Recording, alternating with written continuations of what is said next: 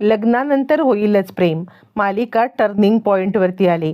आपण पाहिलंय आजच्या भागात आता पार्थला या दोघांचं सगळं सत्य जाणून घ्यायचं आहे. आणि मग ज्या वेळेला काव्याने सगळी कहाणी सांगितली तेव्हा एकट्या काव्याला न सोडता पार्थ तिच्या सोबत निघालाय. पण ज्या वेळेला दोघं सोबत त्याच वेळेला आता इकडे पार्थने तिचं म्हणणं तर ऐकलंय पण अजूनही प्रेमाची कबुली नाही दिली. ती कबुली ज्या वेळेला कारमधून जात असताना दोघांचा खूप मोठा अपघात आणि काव्याला गमावण्याची भीती वाटली त्यावेळेला ती कबुली दिली. नक्की काय घडलंय? काव्याने असं काय लव्ह स्टोरी सांगितली की पार्थ विरघळलाय आणि पुढे काय घडलंय पाहू. आता आपण तर पाहिलंय इकडे आता जीवाच्या आकांताने सांगत आहे काव्या की माझ्यासोबत चला माझ्यासोबत चला. पण पार्थ काही ऐकायला तयार नाहीये. आणि इकडे मात्र आता नंदिनी आणि जीवा यांचं तर छान चाललंय. म्हणजे आता कुठेतरी नंदिनीला सुद्धा वाटायला लागलेलं आहे की नाही म्हणजे जीवा ह्याच्याशिवाय आपण जगूच शकत नाही आहोत. या सगळ्यामध्ये आता नंदिनीने त्याला मनापासून स्वीकार करायचं तर ठरवलंय. पण इकडे या दोघांची मात्र आता लव्ह स्टोरी चांगलीच रंगात येणार आहे. त्याच वेळेला मग आता इकडे पार्थने लॅपटॉपवरती ते व्हिडिओ पाहिलेत आणि ते व्हिडिओ पाहून त्याने आता विचार केला नाही. आता बाद झालं. हा सगळ्याचा मी एकटाच विचार करत बसणार नाहीये. काहीही झालं तरी सुद्धा आता हे सगळं सत्य संपलंच पाहिजे. म्हणजे आता मी या सगळ्यामध्ये काहीही झालं तरी हे सगळं काव्याच्या तोंडून ऐकणार आणि मला जो काही त्रास होतोय तो त्रास मी आता संपवणार म्हणजे संपवणार. आणि तो आता आलेला आहे तो म्हणजे काव्याकडे. बोला जे काही सांगायचंय ते सगळं सत्य सांगा, मी ऐकायला तयार आहे. आता मला आता त्रास सहन होत नाहीये किंवा हे सगळं सहन करवत सुद्धा नाहीये असं म्हणत त्यांनी आता खूपच मोठा तिच्या समोर आता पेच मांडलेला आहे. त्यानंतर मग ती सांगायला लागते ऐका मग सगळं सत्य.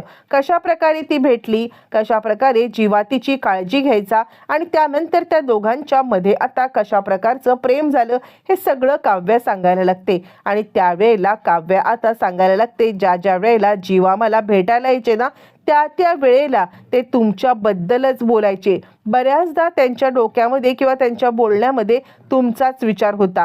पण आम्ही दोघं जण गप्प राहिलो कारण आता मला म्हणजे आम्ही आमचं लग्नाचं सत्य सांगितलं नाही कारण मला इतक्यात लग्न करायचं नव्हतं. मला माझ्या एक्झाम पूर्ण करायची होती, मला माझी एक्झाम द्यायची होती आणि मला माझं IPS बनण्याचं स्वप्न पूर्ण करायचं होतं. आणि याच कारणास्तव मी आता काहीच बोलले नव्हते आणि मी घरी सुद्धा काही घेतलं नव्हतं आणि सांगितलं नव्हतं. आणि त्यामुळे आता इकडे ती सांगायला लागते की हो मी तुम्हाला तेच गोष्ट सांगण्यासाठी किती दिवस प्रयत्न करत होते. पण ज्या वेळेला आता इकडे म्हणजे मी तुम्हाला सांगण्याचा प्रयत्न केला त्यावेळेला तुम्ही ऐकण्याच्या मूडमध्ये नव्हतात किंवा नंतर ज्या वेळेला मी तुमच्या प्रेमात पडले त्यावेळेला मी कसं सांगू असा विचार करून मी स्वार्थीपणे गप्प बसले. हो मी होते स्वार्थी, मी स्वार्थीपणा केला, मी कबूल करते.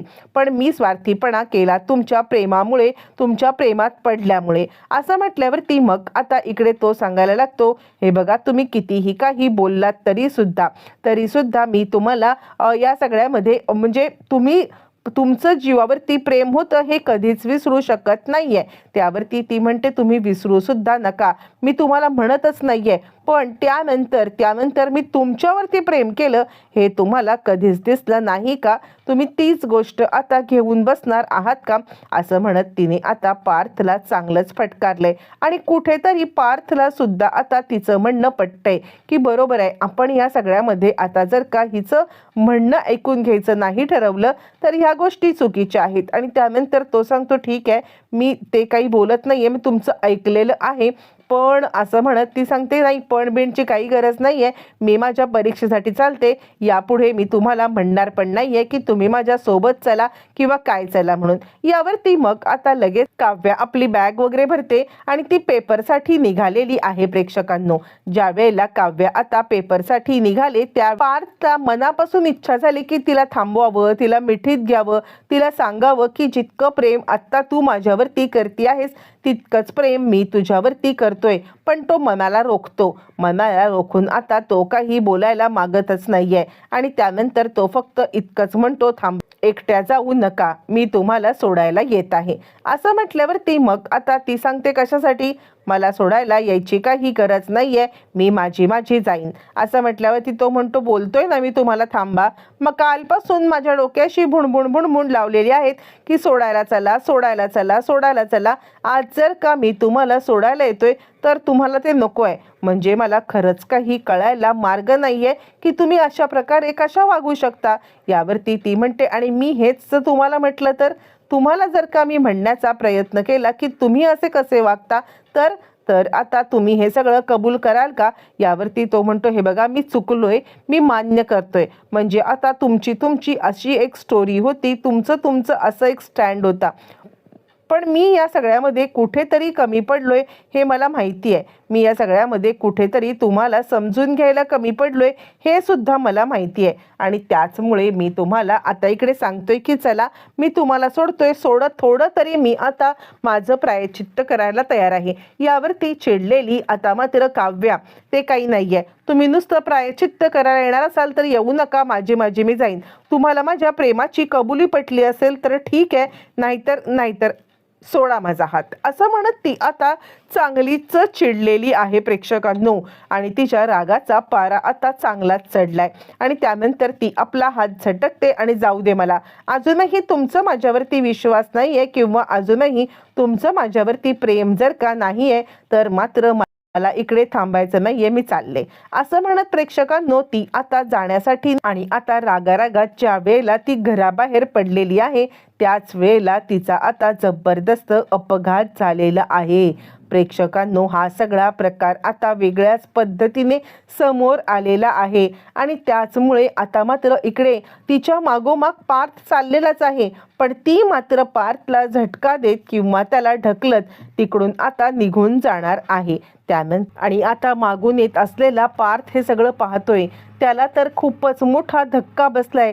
ओरडतोय, काव्या काव्या. आणि त्या क्षणाला त्याला जाणीव झालेली आहे ती म्हणजे आपल्या प्रेमाची. आणि तो आता इकडे तिकडे पाहतोय, काव्या काव्या म्हणून आता ओरडायला लागलेला आहे. आणि त्याला काही कळतच नाहीये की हे सगळं काय झालं. म्हणजे आपण निघताना तिच्यावरील प्रेम व्यक्त केलं नाही, याचा नियतीने आपल्याला खूपच मोठा धक्का दिलेला आहे का, अशी आता त्याच्या मनात गोष्ट आलेली आहे. बरं प्रेक्षकांनो, हे झाल्यावरती इकडे आता काव्या मात्र ज्या वेळेला पडलेली आहे त्यावेळेला पार्थ पार्थ असंच तिच्या तोंडून शब्द येत आहेत आणि ती मात्र पुरती गडबडलेली आहे. प्रेक्षकांनो, तिला तर मोठा धक्काच बसलेला आहे आणि ती पार्थ पार्थ असंच ओरडत आहे. पार्थ तिला आता जवळ घेतोय आणि जवळ घेऊन ती आता ताबडतोब पार्थला आपल्याला हॉस्पिटलमध्ये घेऊन जायला सांगत आहे. मग त्या जीवाच्या आकांताने आरडत ओरडत पार्थ सगळ्यांना बाजूला करतोय, हॉस्पिटलमध्ये घेऊन जातोय, मला माफ करा असं आरडाओरडा करत तो बोलत आहे. त्याला आता खूपच त्रास होत आहे. हे सगळं काय घडलं किंवा आपल्यासोबत हा सगळा काय प्रकार झालाय, आपण आता तिला अशा पद्धतीने तो आता सतत सॉरी इतकंच म्हणतोय. त्याला खूपच वाईट वाटत आहे आणि तो आता तिला घेऊन निघालेला आहे आणि ती सुद्धा रडतीये. पार्थ, माझं तुमच्यावरती प्रेम आहे, तुमच्याशिवाय मी जगू शकत नाहीये. आणि असं म्हटल्यावरती मग आता लगेचच इकडे ती सांगते, काय बोललात? त्या सुद्धा परिस्थितीमध्ये त्याने केलेलं प्रेम व्यक्त तिच्या मनाला दिलासा देऊन जातं. त्या पार्थीला हॉस्पिटलमध्ये घेऊन आलाय. डॉक्टर चेक करतायत आणि डॉक्टर सांगतायत, कसे वाटते? ती सांगते, माझ्या पार्थने माझ्यावरती प्रेम व्यक्त केले, आता मला बरं वाटतंय, मला डिस्चार्ज आहे डॉक्टर. डॉक्टर म्हणतात, हे बघा, तुमची तब्येत क्रिटिकल आहे, तुम्ही काहीही घाई करू नका, उगाचच डिस्चार्ज मागण्याची मी तुम्हाला असा तसा डिस्चार्ज देणार नाहीये. हे बघा, घाई करू नका, आपण आता व्यवस्थित चेकअप करू. पण ती कुठली ऐकायला, तिच्या मात्र मनामध्ये एकच चालू आहे की मला पार्थसोबत घरी जायचंय. आणि त्यानंतर बेसिक उपचार झाल्यावरती फार काही लागलेलं नसल्या कारणाने डॉक्टर तिला आता घरी सोडतायत. आणि त्यानंतर ती पार्थला सांगते, मला आता ताबडतोब घेऊन चला, माझी एक्झाम आहे. आणि त्यानंतर पार्थ तिला एक्झाम ज्या वेळेला गाडीत बसवून घेऊन चाललाय त्यावेळेला ती आता पार्थला मिठी मारते. तुम्ही जे मगाशी मला म्हणालात ते खरं आहे ना, तुमचं सुद्धा प्रेम आहे ना माझ्यावरती. यावरती आता इकडे मरणाच्या दारामधल्या काव्याला आपण सोडवून परत आणले, यापेक्षा जास्त आता काय आपण अपेक्षा करू शकतो, असं म्हणत पार्थने हो हो हो आणि असा आतताईपणा करू नका, खरंच माझं तुमच्यावरती जीवाच्या आकांताने प्रेम आहे, वेड्यासारखं काहीतरी करू नका, असं म्हणत त्यांनी आता प्रेक्षकांनो तिच्यावरील प्रेम सुद्धा व्यक्त केले. त्यानंतर आता इकडे दोघं जण परीक्षेच्या ठिकाणी जायला निघालेले आहेत. परीक्षेच्या ठिकाणी ज्या वेळेला आता दोघं जण जाणार, तिथे आता काव्याचा पेपर सुंदर होणार. परत येत असताना काव्य आणि पार्थ हे एकमेकांच्या बद्दलचं प्रेम व्यक्त करणार. मालिका प्रेक्षकांनो खूपच रंजक वळणावरती आलेली आहे. असेच टर्निंग पॉईंट जाणून घ्यायला चॅनलला सबस्क्राईब करा. अपकमिंग ट्विस्ट येतच राहणार.